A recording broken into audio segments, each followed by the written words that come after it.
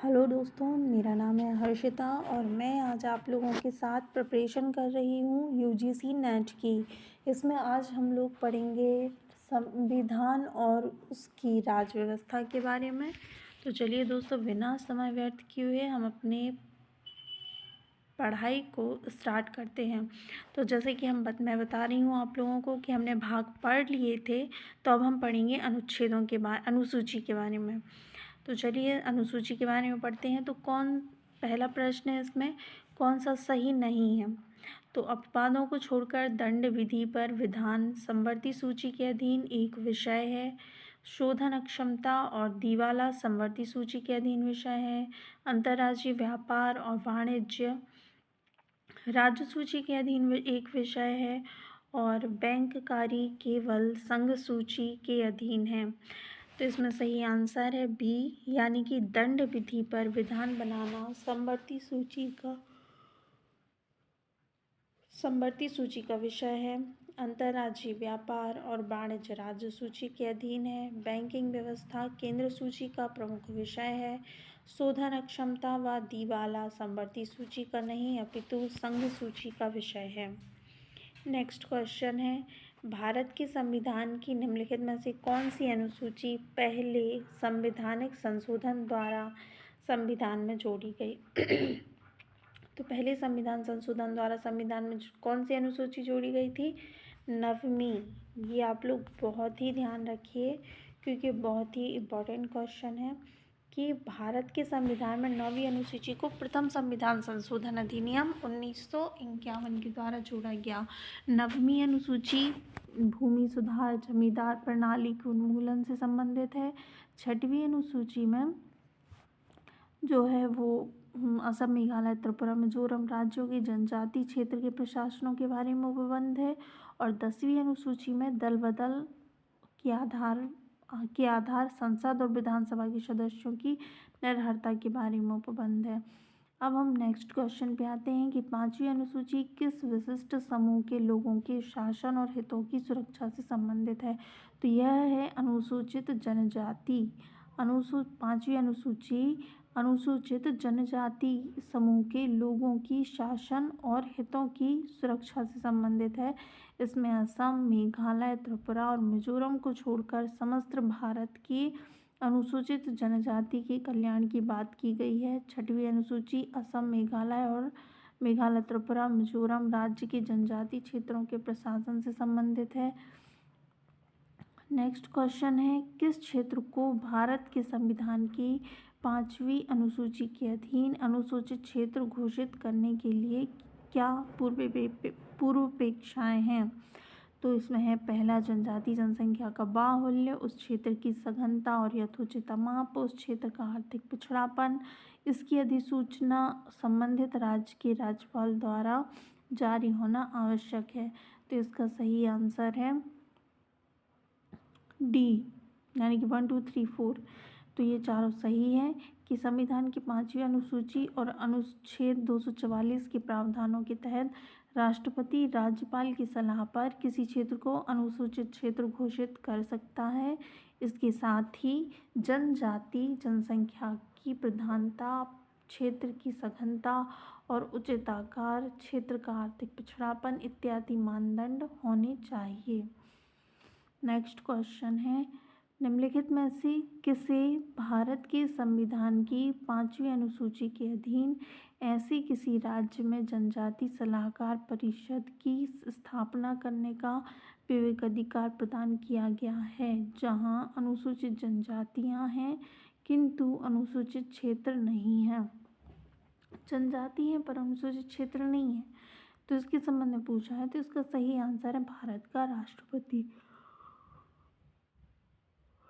5वीं अनुसूची के भाग खा के तहत ऐसे प्रत्येक राज्य में जिसमें अनुसूचित क्षेत्र हैं, राष्ट्रपति ऐसा निर्देश दे तो किसी ऐसे राज्य में भी जिसमें अनुसूचित जनजातियां हैं किंतु अनुसूचित क्षेत्र नहीं है, एक जनजातीय सलाहकार परिषद स्थापित की जाएगी जिसमें 20 सदस्य होंगे।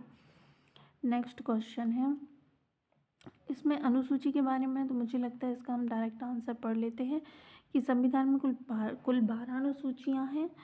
तो जो 9वीं अनुसूची है वह कुछ अधिनियमों एवं विनियमों का विधि मान्यकरण करता है। तीसरी अनुसूची शपथ या प्रतिज्ञान के प्रारूप पर आधारित है। 8वीं अनुसूची में भाषा, 10वीं अनुसूची में दल बदल के आधार पर निर्भरता और चौथी अनुसूची में राज्यसभा में स्थानों का आवंटन होगा। अब नेक्स्ट क्वेश्चन है कि भारत इसमें जो अनुसूचियां हैं ना वो मैं आपको डायरेक्ट अगर पढ़ के बता दूँ तो इसमें कोई प्रॉब्लम नहीं होगी, मुझे ऐसा लगता है। तो पहली अनुसूची है संघ और राज्य क्षेत्र से संबंधित, और जो तीसरी अनुसूची है उसमें शपथ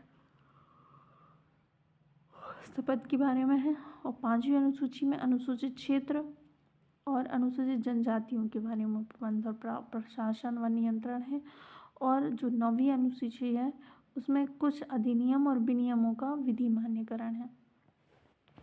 चलिए नेक्स्ट क्वेश्चन पे चलते हैं।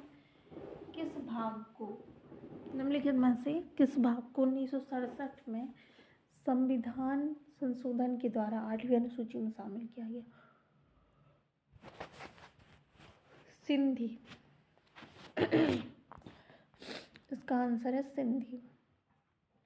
दोस्तों जो पहली अनुसूची है उसमें केंद्र और राज्य के संबंध में वर्णन है। जो दूसरी अनुसूची है उसमें राष्ट्रपति, न्यायाधीश, नियंत्रक, महालेख परीक्षक के वेतन भत्ते हैं। तीसरी अनुसूची में इन्हीं ये जो राष्ट्रपति, न्यायाधीश और नियंत्रक, महालेख परीक्षक है इन्हीं के वेतन भत्तों से हटके शपथ के बारे में है।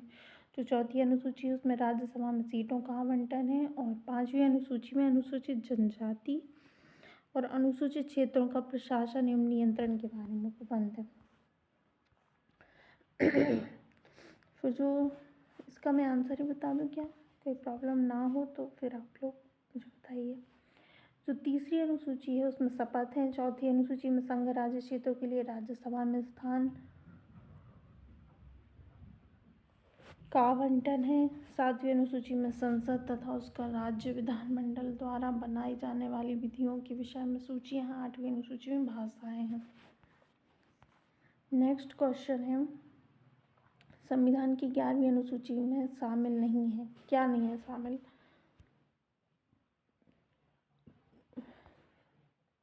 संविधान की 11वीं अनुसूची में शामिल नहीं है ग्रामीण खेल शामिल नहीं है। यदि किसी विशिष्ट क्षेत्र को भारत के संविधान की 5वीं अनुसूची के अधीन लाया जाए तो निम्नलिखित कथनों में से कौन सा है किसके परिणाम की सर्वोच्च रूप से प्रतिबंधित करता है? तो इसका सही आंसर है ए। इसमें जनजातीय लोगों की जमीन है कि जनजातीय लोगों को अंतरित करने पर रोक लगेगी, ये सही है। इसमें हम डिटेल में पढ़ेंगे तो ये भारत की 5वीं अनुसूची तथा अनुच्छेद 244 एक राज्य के अनुसूचित क्षेत्र व जनजातियों के प्रशासन व नियंत्रण के संबंध में प्रावधान है। वर्तमान में 5वीं अनुसूची 10 राज्य छत्तीसगढ़, झारखंड, मध्य प्रदेश, महाराष्ट्र, गुजरात, हिमाचल प्रदेश, आंध्र प्रदेश, राजस्थान, तेलंगाना और उड़ीसा के आदिवासी क्षेत्रों में लागू है। 5वीं अनुसूची स्थानीय समुदाय के लघु वन उत्पाद, जल व खनिज पर अधिकार सुनिश्चित करती है। अतः यदि किसी विशिष्ट क्षेत्र को 5वीं अनुसूची के अधीन लाया जाए तो इसमें जनजातीय लोगों की जमीनें गैर जनजातीय लोगों को अंतरित करने पर रोक लगेगी।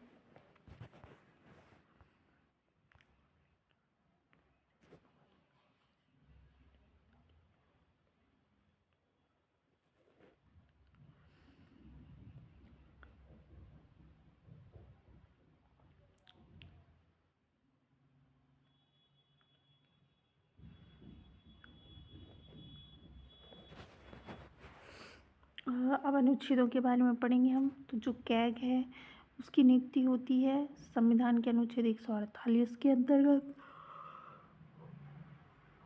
जो सीएजी हैं उनके कर्तव्यों की शक्तियों के बारे में वर्णन किया गया है अनुच्छेद 149 में, और 150 में संघ और उसके खाते हैं। ऑडिटर रिपोर्ट 151 में है। ये इतना इम्पोर्टेंट विषय नहीं है। अब देखिए नेक्स्ट क्वेश्चन है कि सामान्य न्याय निःशुल्क कानून सहायता कौन से अनुच्छेद में वर्णित है? 39A में। और पर्यावरण की सुरक्षा संबंधित है 48A में। और काम करने का अधिकार है 41 में, और स्मारकों का संरक्षण है अनुच्छेद 49 में। अब हम आगे बढ़ते हैं, तो इसमें एक बहुत ही इम्पोर्टेंट क्वेश्चन है, मेनका गांधीवाद वर्ष 1978 में उच्च न्यायालय के फैसले के बाद अनुच्छेद 21 के न्यायिक निर्वाचन के संबंध में त्रुटिपूर्ण कथन को पहचानिए। मतलब इसमें कथन कौन सा गलत है उसको पहचानना है। तो इसमें पहला ऑप्शन है कि यह भार याचिकाकर्ता पर है कि यह सिद्ध करे, याचिका करने वाले पर जो है वह है कि वह सिद्ध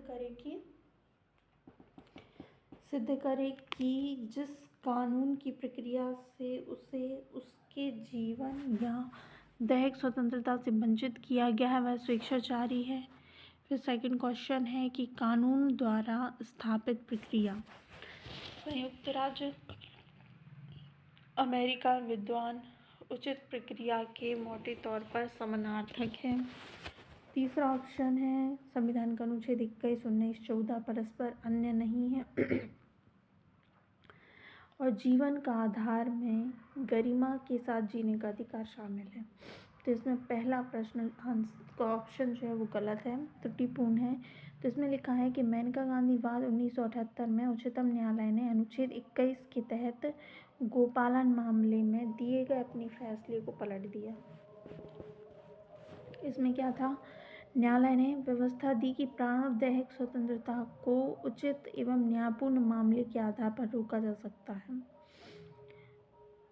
इसके प्रभाव से अनुच्छेद 21 के तहत सुरक्षा केवल मनमानी कार्यकारी क्रिया पर ही नहीं बल्कि विधानमंडलीय क्रिया के विरुद्ध भी उपलब्ध है। नेक्स्ट क्वेश्चन है, किन अनुच्छेदों के अंतर्गत अध्यक्ष सदन के किसी सदस्य को उसकी मातृभाषा में बोलने की इजाज़त दे सकता है? अनुच्छेद, इसका सही आंसर है अनुच्छेद 120A। ठीक है। नेक्स्ट क्वेश्चन है, भारतीय संविधान के किस अनुच्छेद द्वारा अस्पृश्यता को समाप्त किया गया है? तो इसका सही आंसर है संविधान का अनुच्छेद 17। इसकी डिटेल में पढ़ेंगे कि भारतीय संविधान के अनुच्छेद 17 द्वारा अस्पृश्यता को समाप्त किया गया है और उसका किसी भी रूप में आचरण निषिद्ध किया गया है। अस्पृश्यता से उपजी किसी निर्योग्यता को लागू करना अपराध होगा जो विधि के अनुसार दंडनीय होगा। अनुच्छेद 14 का संबंध विधि के समक्ष समानता से है। अनुच्छेद 15 धर्म, लिंग, जन्म स्थान के और वंश के आधार पर भेदभाव को प्रतिषेध करता है और अनुच्छेद 22 का संबंध गिरफ्तारी और कुछ मामलों में नज़रबंदी के खिलाफ संरक्षण से है। फिर नेक्स्ट क्वेश्चन है, निम्नलिखित कथनों पर विचार करना है। तो संविधान का अनुच्छेद 340 पिछड़ा वर्ग आयोग की नियुक्ति से संबंधित है। अनुच्छेद 341 अनुसूचित जनजाति से संबंधित है और संविधान का अनुच्छेद 342 अनुसूचित जाति से संबंधित है और संविधान का अनुच्छेद 342 से संविधान के 102वें संवैधानिक संशोधन द्वारा जोड़ा गया है। इनमें सही उत्तर का चुनाव करना है। तो इसमें सही उत्तर है 1 और 4, जिसमें से पहला है भारतीय संविधान का अनुच्छेद जो 340 है वो सामाजिक व शैक्षणिक रूप से पिछड़े वर्ग के लिए आयोग बनाने का प्रावधान करता है। अनुच्छेद 341 राष्ट्रपति को अनुसूचित जाति से संबंधित कार्यवाही का प्रावधान करता है। तो वहीं अनुच्छेद 342 अनुसूचित जनजाति के संदर्भ में विशेष प्रावधान करता है और अनुच्छेद 342 जिसे 102वें संशोधन के माध्यम से भारत के संविधान में शामिल किया गया है, जिसमें राष्ट्रपति को अधिकार प्रदान किया गया है कि शैक्षिक व सामाजिक पिछड़े वर्ग की पहचान कर सकता है।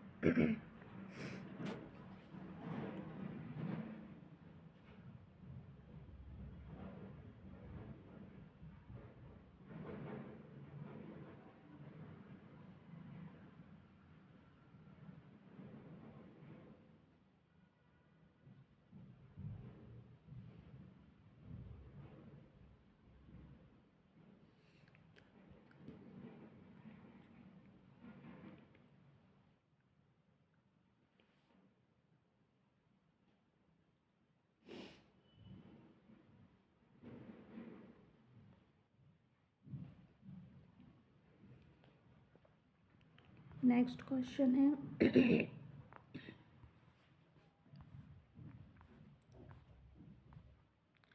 संविधान के किस अनुच्छेद के अनुसार अध्यक्ष किसी सदस्य को संसद में अपनी मातृभाषा में बोलने की अनुमति प्रदान करता है? तो इसका सही आंसर है अनुच्छेद 120(1) में। नेक्स्ट क्वेश्चन है कि संस्कृति व शिक्षा का अधिकार, संवैधानिक उपचारों का अधिकार, शोषण के विरुद्ध अधिकार, समानता का अधिकार। तो शोषण के विरुद्ध अधिकार जो है, तो आप चाहें तो मैं इसका डायरेक्ट आंसर शेयर करूं क्या? तो इसमें सबसे पहले है संस्कृति व शिक्षा का अधिकार, ये है 29 और 30 में। संस्कृति व शिक्षा का अधिकार है 29 और 30 में। संवैधानिक उपचारों का अधिकार है अनुच्छेद 32 में। और शोषण के विरुद्ध अधिकार है अनुच्छेद 23-24 में। और समानता का अधिकार है अनुच्छेद 14 से 18 में। नेक्स्ट क्वेश्चन है कि भारत के संविधान के अनुच्छेद 51 का भाग नहीं है। तो 51 का भाग कौन सा नहीं है? अंतर्राष्ट्रीय शांति और सुरक्षा को बढ़ावा देना, ये है 51 का भाग। और राष्ट्र के बीच न्याय संगत और सम्मानपूर्ण संबंधों को बनाए रखना, ये भी है 51 का भाग। अंतर्राष्ट्रीय विवादों के समाधान के लिए UN शांति सेना का प्रयोग, ये नहीं है। और फिर नेक्स्ट है मध्यस्थम और द्वारा अंतर्राष्ट्रीय विवादों के निपटारे के लिए प्रोत्साहित करना, ये भी है 51 का भाग। तो हम इसको डिटेल में पढ़ लेते हैं। तो संविधान के भाग 4 में अनुच्छेद 36 से 51 तक नीति निर्देशक तत्वों का प्रावधान है। अनुच्छेद 51 में राज्य अंतर्राष्ट्रीय शांति और सुरक्षा की अभिवृद्धि, राष्ट्रों के बीच न्यायसंगत और सम्मानपूर्ण संबंध को बनाए रखने का, अंतर्राष्ट्रीय विधि और संधि बाध्यताओं के प्रति आदर बढ़ाने का और अंतर्राष्ट्रीय विवादों के मध्यस्थम द्वारा निपटारे के लिए प्रोत्साहन देने का प्रयास करेगा। इसमें UN सेना के प्रयोग की बात नहीं की गई है। उसका नेक्स्ट क्वेश्चन है निम्नलिखित में से कौन भारतीय संविधान के अनुच्छेद 20 का हिस्सा नहीं है? भारतीय संविधान के अनुच्छेद 20 का हिस्सा नहीं है। तो इसमें दोहरे दंड की धारा, तो ये तो है। स्वयं अपने विरुद्ध साक्षी होने से निषेध, ये भी अनुच्छेद 20 का भाग है। फिर यातनाओं के विरुद्ध निषेध, ये नहीं है 20 का भाग। और कार्योत्तर विधि, ये है 20 का भाग। तो हम इसको डिटेल में पढ़ लेते हैं कि दोहरे दंड की धारा जो है अनुच्छेद 20 में है और कार्योत्तर विधियां अनुच्छेद 20 का में है या 20(1) में है। और अपने विरुद्ध साक्षी होने से निषेध 20(3) में है। और जो यातना के विरुद्ध निषेध शामिल नहीं है अनुच्छेद 20 में। नेक्स्ट क्वेश्चन है, अगर आप चाहें तो मैं इसके लिए आंसर पढ़ लूँ क्या? कि अनुच्छेद 324 जो है वो निर्वाचन आयोग से संबंधित है, जिसमें ये कहा गया है कि 18 वर्ष तक के जो